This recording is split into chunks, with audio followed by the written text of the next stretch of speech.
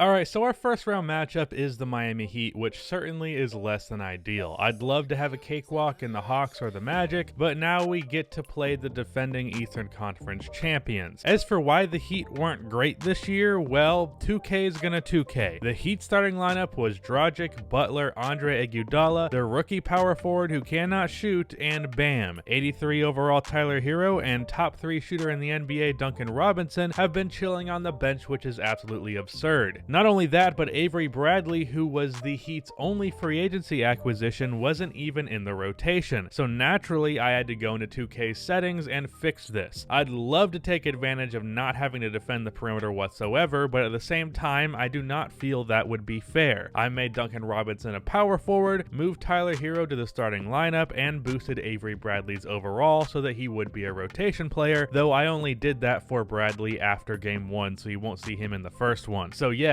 I am such a cheater that I boost the overall of the team that I'm about to play in the playoffs so that it's actually fair. And now, the Heat are actually very good, as they should have been from the beginning. 2K's gonna 2K. But now that I fixed the Heat, what will our matchup with them look like? Well, first of all, let's talk about how we defend Miami. I think we should be good defensively against the Heat. We're generally good defensively regardless, but we also conveniently match up very well with the Heat. Drew Holiday will be guarding Goran Dragic, Matisse Thybulle will be guarding Jimmy Butler, and Simmons will be guarding Bam. Bam averages 20 a game this year. He has blossomed into more of a scoring threat, but the way Bam scores as a 5 is by being way more athletic, way quicker, and a much better ball handler than 90% of centers can handle. But the way that I pitched Ben Simmons at center was that he would basically be a roided up Bam, so I don't even think I need to explain why Ben is the perfect matchup to guard Bam. For the Butler matchup, there's a chance that Matisse might not be good enough, and I'll have to put Drew Holiday on him. Thybulle is bigger than Drew, but Drew is a more skilled defender and a veteran, so I'll make that call if Jimmy starts killing us. As for everybody else, obviously we have to stick to Duncan Robinson like glue. Hero also can't be left open. Unfortunately though, our matchup on both of those guys is not great. I'm putting Gary Trent on Hero. I'm basically hoping to contain the other guys and let a weaker defender handle Hero, which doesn't seem like a bad idea, but it's also the main reason why last year's Celtics lost in the Eastern Conference Finals, so it could definitely be bad. And then for Duncan, he's going to be guarded by CJ. Now, Duncan isn't some crazy challenge to guard. The only issue is you have to be focused because he's going to be running around for screens all over the court. My concern is it tiring out CJ and he's worse offensively as a result. And I could switch the matchup for CJ to conserve energy, but then CJ would be guarding Hero, which is a bad idea. So either way, our matchup on those two is not ideal. But I do think we have a good matchup in general with this team defensively. There's just a hole there, but that's something we can manage. With Eric Spoelstra's coaching, he is one to exploit a weakness like that, but because this is 2K, it's not going to be a huge issue. And then offensively, just like Ben is the perfect matchup for Bam, Bam is the perfect matchup for Ben. So I would not be shocked if I struggle to score with Ben Simmons in this series. I think the best way to break this up is to run pick and rolls. Bam can defend that at an elite level as well, but I figure it'd be harder to defend that than Ben trying to take him one-on-one on the perimeter when Bam can sag with no consequences. For our guards, CJ shouldn't struggle to score on Tyler Hero, which means we might see a good amount of Jimmy Butler on him if 2K actually does that. And then outside of that, if this was real life, I would expect to see the Heat trying to do a wall-like defense like they did on Giannis, but this isn't real life, so I don't expect that. The Heat also have a good amount of defense coming off of the bench, so I have to wonder how effective our bench unit will be offensively versus them, because our bench is all offense, theirs is all defense, so they might cancel each other out. But in terms of this series as a whole, do I think we will win?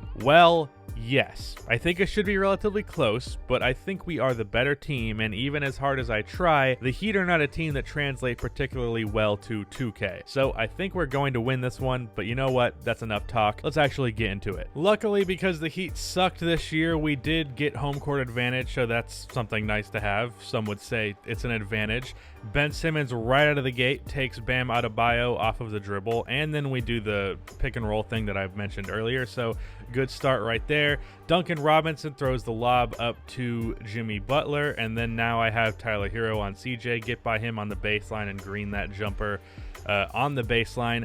Another thing that I did for Jimmy Butler was increase his aggressiveness. Another way of making the Heat better, because in my experience in 2K, the Heat, or Jimmy Butler in particular, is like way too unaggressive, especially in comparison to playoff Jimmy Butler. So that's an adjustment that I made so that he'd try to be more aggressive against us.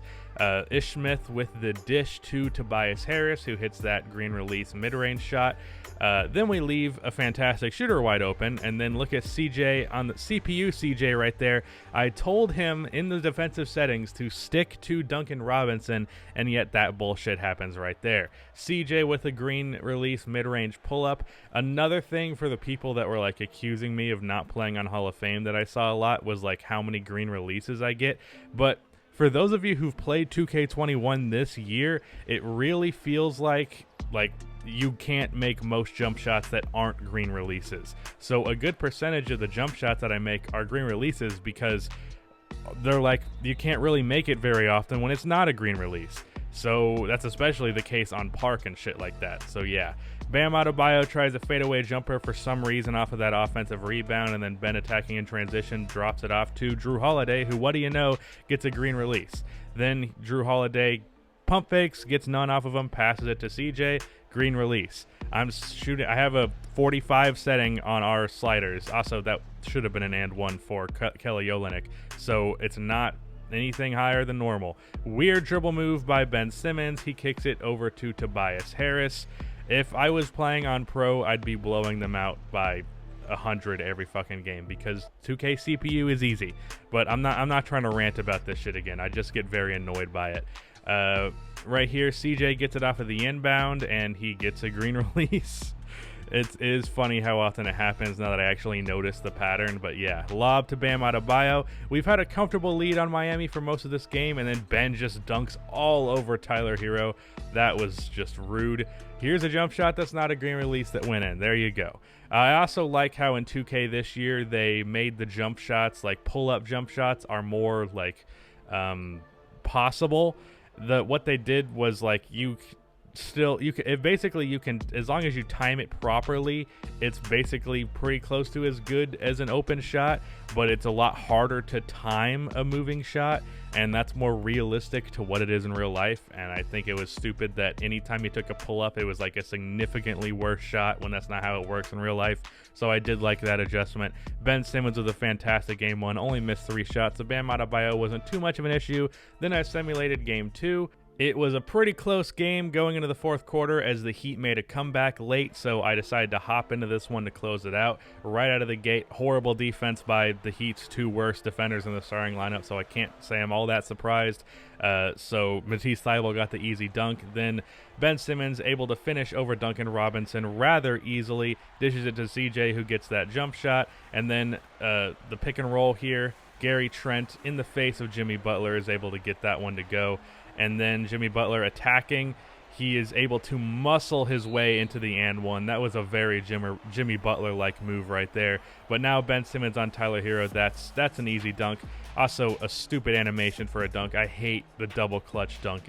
Even if I unequip it, the players still do it, and it looks horrible. It looks horrible in real life. It looks horrible in the game. Duncan Robinson hits that. We're now on Miami's home court, obviously. CJ gets the mid-range pull-up. After changing his release and figuring out how to actually get open in the mid-range, I finally really figured out CJ in this game, because I initially really struggled to score with him.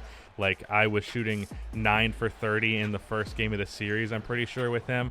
And I shouldn't have taken 30 shots with him, but, like, I was getting frustrated that I couldn't make shit, so I just kept chucking.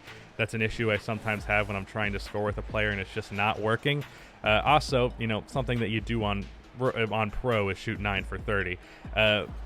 Lob right there to Ben Simmons. Bam Adebayo misses that mid-range jump shot because he's not really a shooter. And then CJ on the break gets that catch and shoot moving shot from Ben Simmons. Green release pull-up from Drew Holiday. I'm not usually very aggressive with Drew Holiday, but when I score with him like that, I tend to show it. And then to start the second half off there, we get Gary Trent with the three-pointer. Jimmy Butler off of the screen, he gets that. Then he drops this one. Turning up his aggressiveness was definitely the right move. Then he manages to finish that over CJ and Thibault. Does not get this mid-range jump shot to go. And then on the break, CJ to Ben Simmons. No one gets in his way, and he does the reverse dunk, and the Heat have to call a timeout.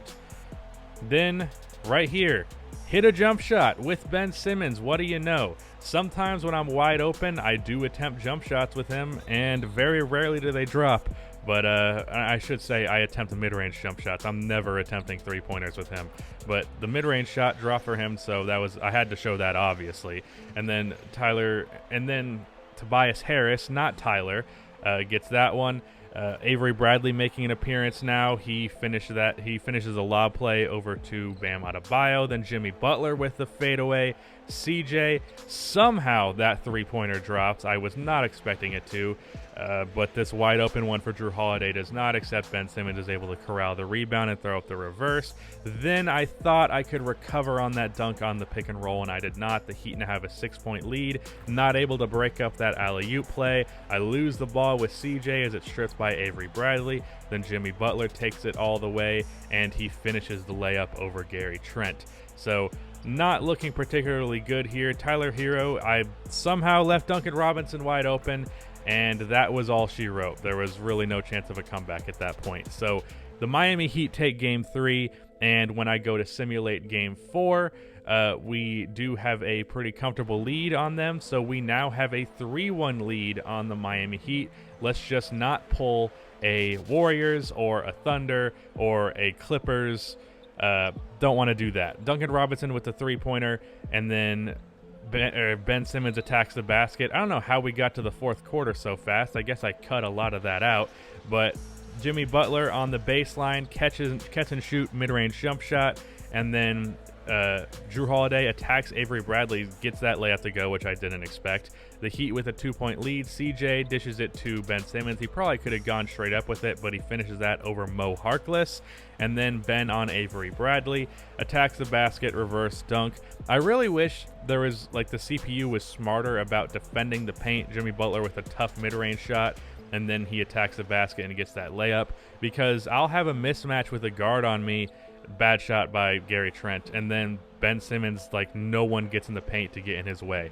Now we have to stop the Heat on this last possession to make the comeback, and Ben Simmons fouls out on a Jimmy Butler poster. So we lose Game 5. Yes, that was 5, and we are back on the Heat home court to try and close out this series. Jimmy Butler with the mid-range pull-up right out of the gate. Tyler Hero with a very daring three-pointer that does not drop, and then Ben Simmons on the break dishes it to Gary Trent in the corner, who gets that one to drop. His jump shot release is 49 base, 27 release. It's one that I use a lot in 2K. People have been asking me what his release is because they like it. It's basically just J.R. Smith's release, if I'm remembering correctly. Duncan Robinson with the three-pointer. I like viewing Gary Trent as kind of like the J.R. Smith of this team, minus the Hennessy, but he's kind of the guy who guns from three and sometimes takes ridiculous shots, but also sometimes makes them. Ben Simmons with good defense on Kelly Olynyk, and then Gary Trent. He manages to make that one, which I probably should have passed up, but it dropped, so I guess not. And then Ben Simmons to the corner to CJ. Avery Bradley was sagging, so he only got a 1% covered on that one. And then he sags once more, and once again, the green release three-pointer for CJ McCollum. But lob to Bam Adebayo, and to close out the half, get this one up to CJ. 3 seconds on the clock, fadeaway mid-range shot, green at the buzzer. So we're definitely coming out strong in Game 6 versus the Heat. Drew Holiday with the free throw line pull-up jump shot. When I have Kelly Olynyk on me, I'm going to attack that whenever I can. Anytime that Bam was out of the game, I was being ultra aggressive with Ben Simmons. Josh Richardson left wide open as they brought the double team on Ben. CJ with the rebound off of the free throw, and then CJ is open right there. It might not have been CJ that got that rebound. It might have been Josh Richardson. But we had a big lead to over 20 points. I simulate to close this one out, and the Heat do make somewhat of a comeback, but we do win Game 6 and in turn win this series, and in the next round we get the pleasure of playing the Milwaukee Bucks, so this should be an interesting one. Like and subscribe for more MyNBA content like this, and cue the outro music.